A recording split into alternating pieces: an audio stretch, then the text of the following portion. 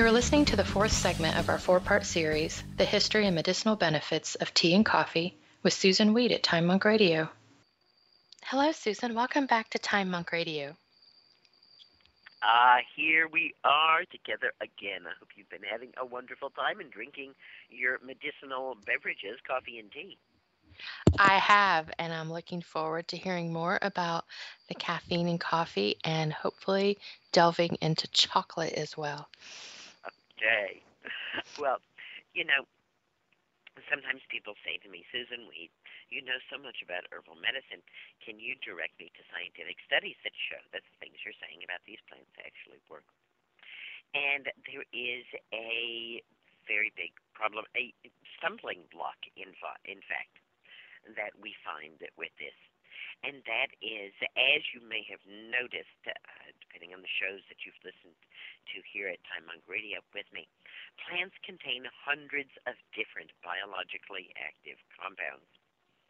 And scientific studies are just not designed to deal with a whole bunch of biologically active compounds. What scientific studies do is they go in and they look for the active constituent. Now, sometimes there are many active constituents, but they want the most active of the constituents, and then they take that and isolate it and study it in isolation or even synthesize it and then study the synthetic version of that. So the research that I have been telling you about at this point about the leaves of Camellia sinensis, which is the tea plant, and coffee, the beans, which we have discovered is actually the seed of the fruit of the coffee tree. These plants themselves have health benefits, but it's difficult for science to be able to measure that. So we've talked about epidemiological studies, which are basically studies, and we just look at people, and we look at people for a long time, and then we see if we can correlate what kind of diseases they get or what they die of by the health habits that they had or didn't have. Each time I've mentioned an epidemiological study to you, I've ended by saying, of course, these studies don't prove cause and effect. In fact, we can point to a fairly recent series of epidemiological studies where there was something that we assumed was linked, and yet it turned out to not be true. And that is the epidemiological studies that found that women who took hormone replacement or estrogen replacement during and after menopause had less risk of dying from heart attack. And so we kind of assumed that it was the hormones that were doing it, but when we looked further, we found that it wasn't that at all. So the science then focuses on the active compound in coffee and in tea called caffeine. And over 80% of Americans consume caffeine on a daily basis. This is probably a lower percentage than most people in the world. The vast majority of human beings on this planet have something containing caffeine almost every single day of their lives, and many of them have that caffeine-containing beverage more than once if they possibly can. What can caffeine do? Let's look at some science about caffeine and see what's actually happening here. First of all, caffeine is definitely beneficial for individuals who are sleep deprived. A national survey, about 30% of the participants reported averaging less than 6 hours sleep a night. That means that a third of the people out there walking around and doing things are sleep deprived. Thank goodness they are indeed drinking coffee. How does it help? Caffeine works by temporarily binding to adenosine receptors in the brain. This prevents adenosine, which is a natural sedative, from occupying those receptors, and thus we feel more alert. In other words, you can imagine this little receptor, little hand there, and it wants to get the adenosine in there. It's a natural sedative, and it's kind of calming. And the coffee comes, and it fits right into that hand, and the adenosine can't get in there. So we are alert and not drowsy. So if you stay up late to do something and don't get a full night's sleep, you're going to wake up with more adenosine in your brain than you normally would. So some caffeine was going to neutralize that extra adenosine, and you will feel more alert. Unless that is you regularly drink coffee. And if you regularly consume a beverage with caffeine, you actually build up a tolerance to it. This is extremely well known, and if you are a heavy consumer of either tea or coffee, I don't have to tell you that. The brain makes more receptors the more coffee or the more caffeine-containing beverage that we drink, and thus when you wake up with that extra adenosine, there are more receptors for it to bind to, and you have to drink more coffee in order to counter that effect. And the more coffee that you drink, the more receptor sites that are made, and the more adenosine is made. And so people who don't use coffee regularly and who have not developed a dependence on it become more alert and better able to perform cognitive and motor tasks, such as paying attention, if they are given just the right dose of caffeine. But people who use caffeine regularly find that they just don't get the same effect from it. And I'm not just talking about a lessening of the effect. Researchers gave 96 regular caffeine users a battery of tests after 2 weeks on and 2 weeks off caffeine, and they did no better when they were consuming the caffeine than when they weren't. What makes you feel good and stimulated if you're a habitual caffeine user when you drink coffee is just the alleviation of the withdrawal symptoms. You're not actually getting any of the real benefit of the coffee at this point. You're actually just treating your withdrawal symptoms. So you're not feeling or performing any better than if you didn't have a caffeine habit, but those withdrawal symptoms are quite unpleasant. Headaches, drowsiness, difficulty concentrating. So when you drink the coffee, you feel like, well, better. Kind of a vicious cycle there. Remember way back when we were talking about power plants, we talked about how important it was to recognize the power of the plant, how important it was to recognize your own power, and how important it was to have a ritual for consuming these. So although we're talking about caffeine, the active compound in both coffee and tea, when we are actually consuming coffee and tea, we want to do our best to consume it in an amount that will give us the health benefits without causing us to be completely habituated to it. Because this active compound, caffeine, loses its abilities if we drink too much coffee or too much tea. Caffeine can improve physical performance, especially in endurance exercises like running or bicycling, but the effect is less for really short bursts of movement like lifting weights or sprinting. People who consume caffeine as well as those who don't get an improvement in physical performance, but the benefit, once again, is smaller in regular users. Caffeine helps people to last longer during exercise because it prompts the body to burn more fat instead of carbohydrate. Now, usually there's a lot of fat available on our bodies to burn, and there's limited stores of carbohydrate, and those carbohydrates are stored in the muscles as well as in the liver. When the muscles run out of carbohydrate, we start to get sore and tired. So coffee says to the body, burn fat, burn fat, burn fat. Thus, the muscles work better, work longer, and we do not feel the wear and tear of it because we've been burning fat. Remember back to our discussion on tea, and that the caffeine in tea helps us burn fat as well, and this makes people think, hey, drinking this stuff should make me lose weight. We will get to that. Caffeine can also reduce the perception of muscle pain and the perception of how hard we are working. That makes us feel a lot better when we're exercising, and can encourage us to exercise longer because we're not feeling the pain of it, and our ability to accurately measure how hard we're working is reduced a little bit, so we actually are able to work harder. How about caffeine and headaches? When you have a headache, the blood vessels in your brain get bigger, and coffee does just the opposite. It constricts them. And that's why caffeine is added to all kinds of over-the-counter non-steroidal anti-inflammatory drugs and headache remedies.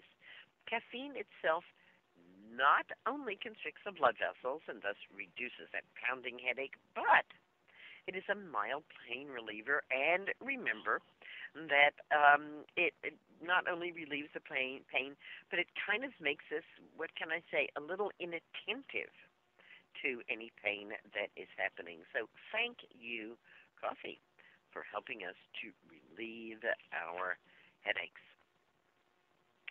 Several large studies have uniformly concluded that higher caffeine intake is closely associated with reduced risk of developing Parkinson's disease.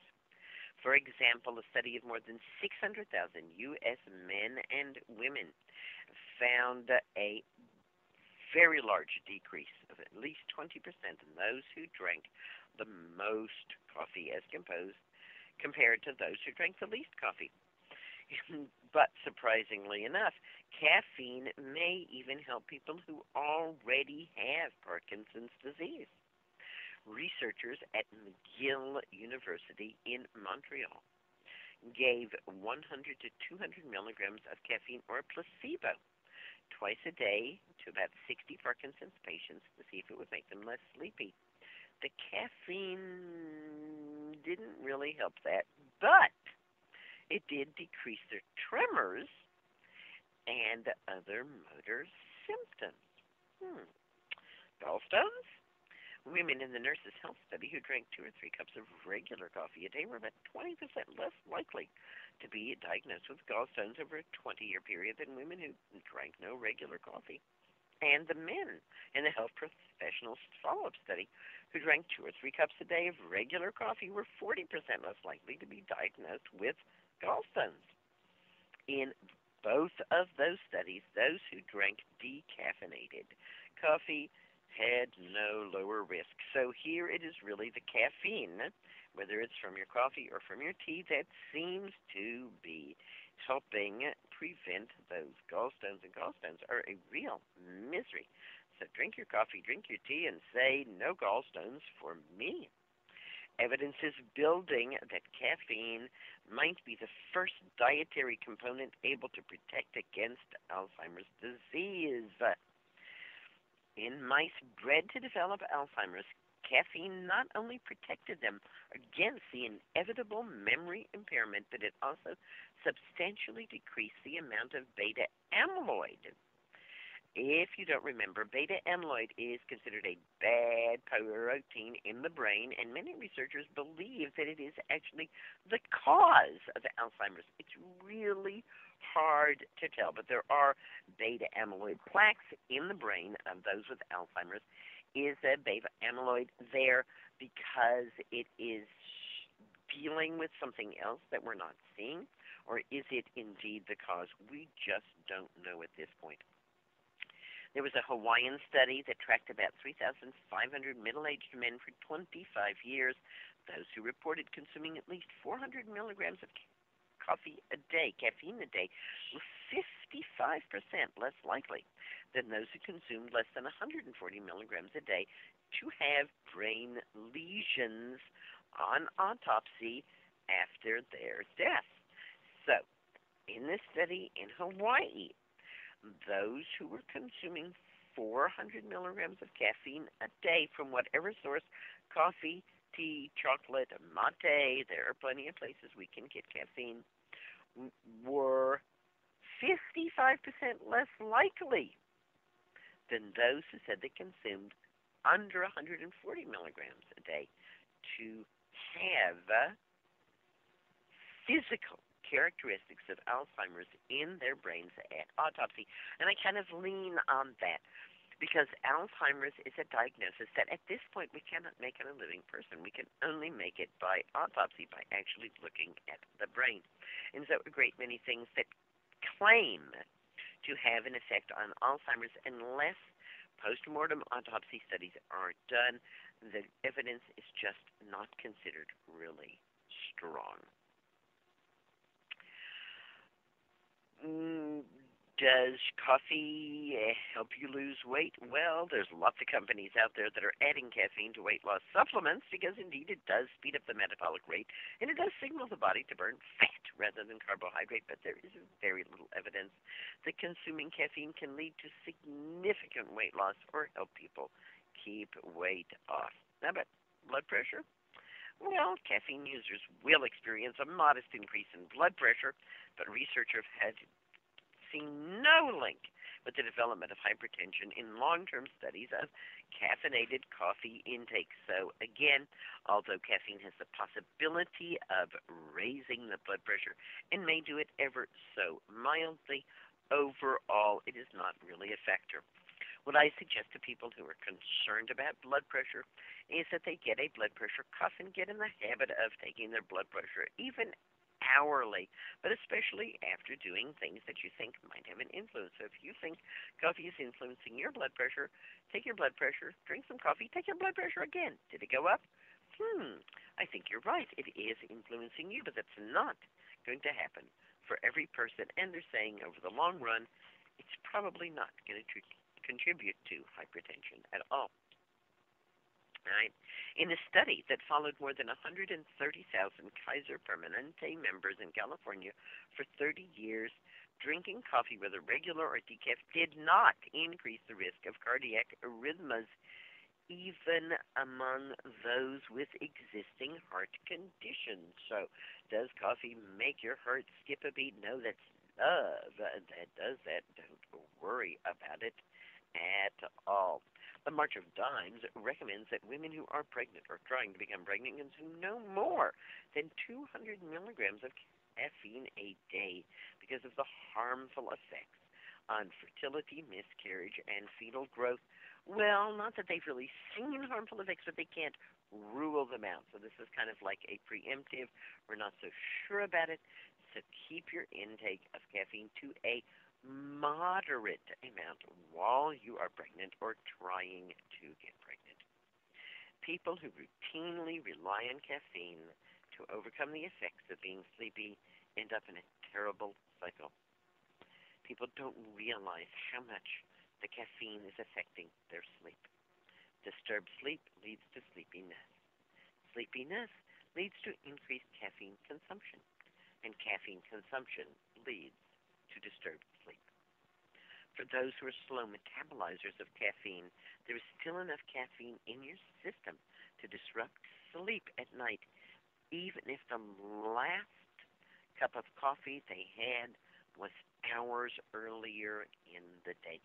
You need to know your own body and what is going on with it. If you regularly are waking up in the morning feeling like you can't quite get a grip and needing coffee to get those eyes open, then you might be just over the line there, and you might want to try some nettle infusion instead.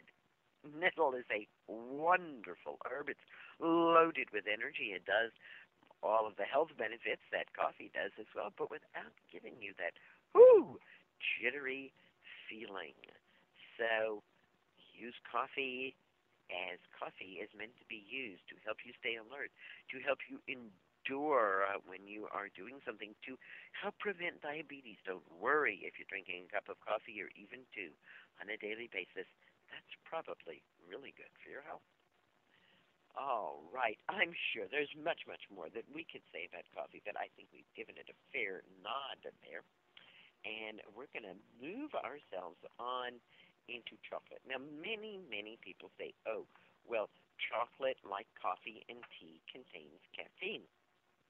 But that's not actually true at all.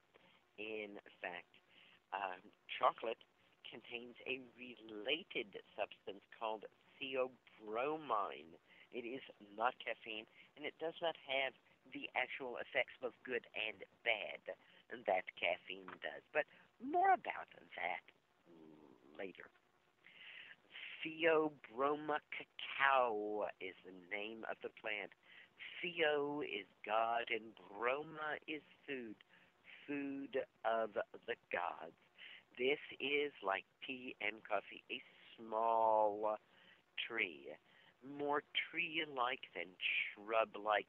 Clusters of yellow flowers emerge directly from the trunk and on the branches, which produce large, yellow, brown, ribbed pods with many seeds surrounded by a sweet and buttery pulp. I remember one of my visits to Costa Rica, and we went to a place that was growing cacao.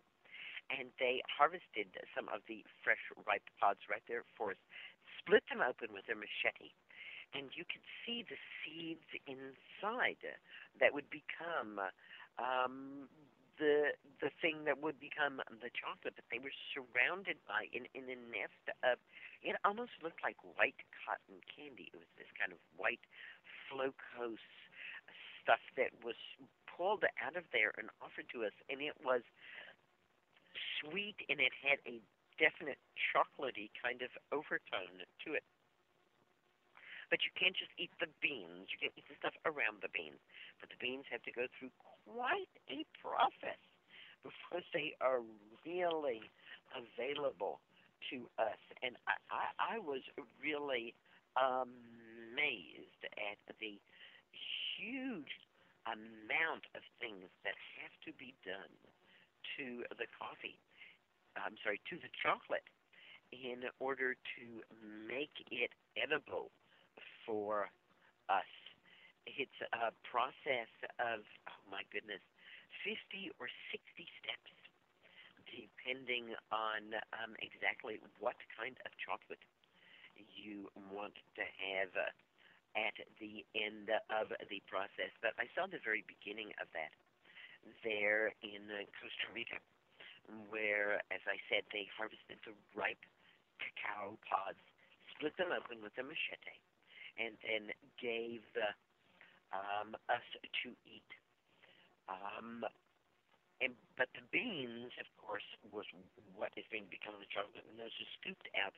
And in this particular place, they put them between two boards, kind of down low near the earth, and allowed them to ferment.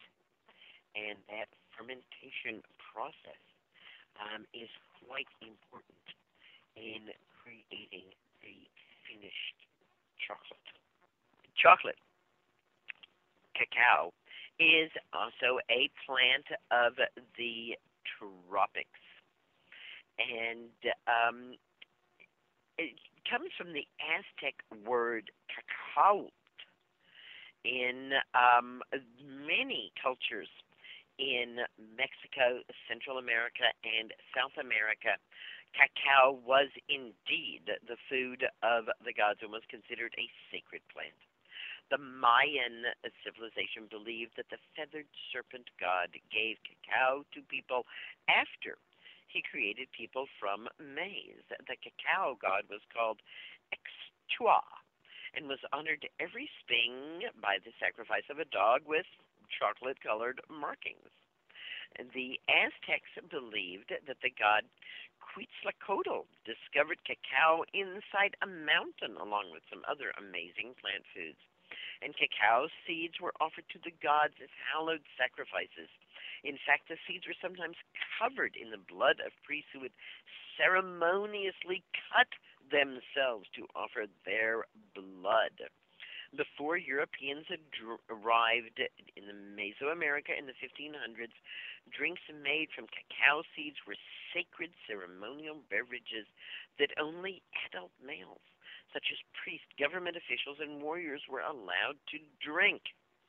And drinks made from cacao were also given to sacrificial victims to comfort and calm them prior to their execution. Cacao was considered way too intoxicating and too valuable to give to women or children. Very, very interesting stuff, isn't it? All It right. is.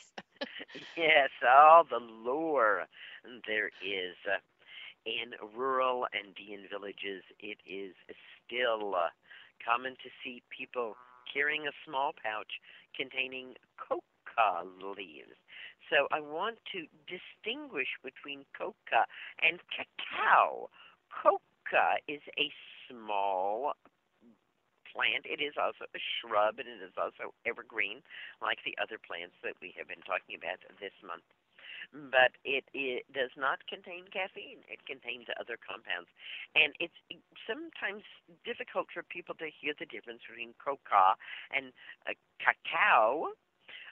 But coca starts C-O and cacao starts C-A. So chocolate is the one that we want, and it is different than coca. It is not as stimulating, fortunately. In fact, what we find is that chocolate actually influences the part of the brain that makes us think that we are in love. Yes, indeed. You've probably heard of the hormone called oxytocin. And oxytocin is the feel good hormone. And chocolate causes this hormone to be released into the brain. Chocolate in the 17th and 18th centuries was considered to be the opposite of coffee. Coffee was seen to be antibody and anti-erotic. Remember, coffee makes us a little unaware of pain and not aware of how hard we are working. Whereas chocolate was exactly the reverse. It nourished the body. It nourished the potency. It acknowledged us as corporeal beings. So there has been throughout history this kind of seesaw push-pull between coffee and chocolate. Chocolate does not have the same stimulating effect of coffee and tea. I think that's pretty obvious to all of us. And that's actually what made it okay in the Catholic world, because it turns out that chocolate has a pretty good nutritive value. Lots more that we can say about chocolate. So we're going to have to come back to chocolate and find out more about this wonderful food of the gods. Thanks so much for joining me, Susan Weed, here at Time Monk Radio. Come and visit me at www.susanweed.com. You'll find all kinds of exciting things at my website, including my regular e-zine, and I have a new site out called wisewomanmentor.com. You'll find the e-zine there, as well as extra special information for the mentorship students that I have. You can also go to Wise Woman Bookshop, and at the Wise Woman Bookshop, you will find information about all 5 of my books, how to order them, excerpts from them, what they look like, things like that. And you will also be able to explore a variety of healing opportunities and learning opportunities that I have for you. I have a blog talk show on Tuesday nights where I answer questions, and you can learn how to send in a question or how to call and actually talk to me about your question. You can find the Wise Woman University and my online courses, and you can also find information about my correspondence courses. I'm doing a lot of traveling, and I might be in your hometown or your state, so take a look there at my schedule. I'm just back from Malibu, California, where I was at the very first International Goddess Fest, Goddess Spirit Rising, with women and goddesses from all over the world. They're just yummy. And just booked my ticket to go down to North Carolina to the Southeast Women's Herbal Conference honoring the Wise Woman Way. Big herbal conference, usually 800 to 900 people there, women. They're just one of the most exciting and fun herbal conferences going. And then later on in the fall, I'm going to be up in Canada, up in Toronto, giving a presentation for the Ontario Naturopathic Doctors Association. And yes, I will be back in Costa Rica. It's becoming a regular stop on my rounds. And that'll be December. And in February, I will be down in Florida, teaching down in Florida. Come and find out more about all of these places that I'm going to be and how we can connect together at www.susunweed.com. Thanks so much, listeners, for being here with me at Time Monk Radio and helping me to reweave the healing cloak of the ancients and to help us all remember herbal medicine is people's medicine. It's the medicine right outside your door. Good night, Gemini. Thank you, Susan. Good night. This completes the fourth segment of our four-part series, The History and Medicinal Benefits of Tea and Coffee, with Susun Weed at Time Monk Radio.